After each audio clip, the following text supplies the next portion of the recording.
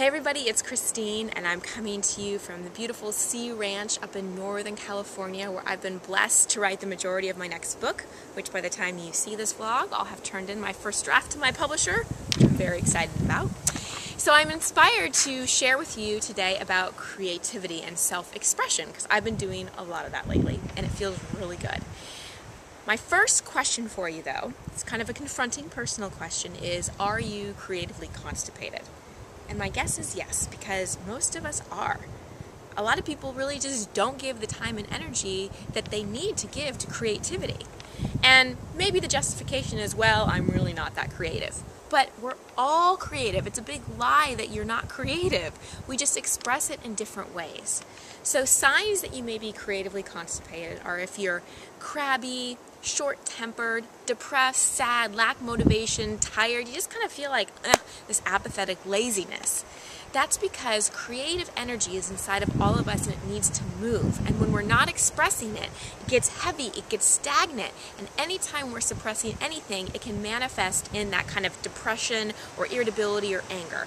So it's important to get that creative energy moving, and I have 6 tips for how to do it. Okay, the first one is to make time for it. You know, I did a vlog a few weeks ago about making white space on your calendar, and I'll put a link to that in this blog. If you don't honor your creativity by scheduling it in, when are you going to do it? And I know it may sound counterintuitive to schedule in creativity, but if that's what gets you to do it, then put it on your calendar. The second thing is to tune in. Creativity is such spiritual energy. You know, it really is about what wants to come through us. So find a way through meditation, through prayer, or being out in beautiful nature to really tune in and see what wants to express through you. And then approach it with childlike curiosity and wonderment. If you've ever seen a child approach a drawing or any creative outlet, you see how much enthusiasm and joy they have just in the process. Enjoy the process. You know, the fourth thing is to make it a sacred space. A lot of times we want to go to a place like this to be creative, but you don't necessarily need that.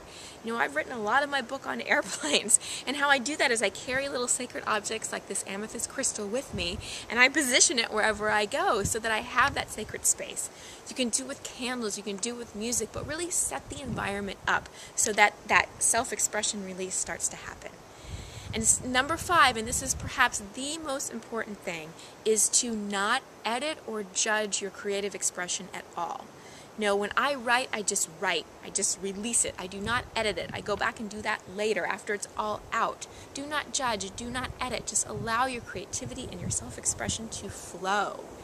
And then finally, when it feels complete, celebrate it. Show it off to other people or admire it yourself. Acknowledge it and let yourself feel the joy and the relief and release of that creative expression.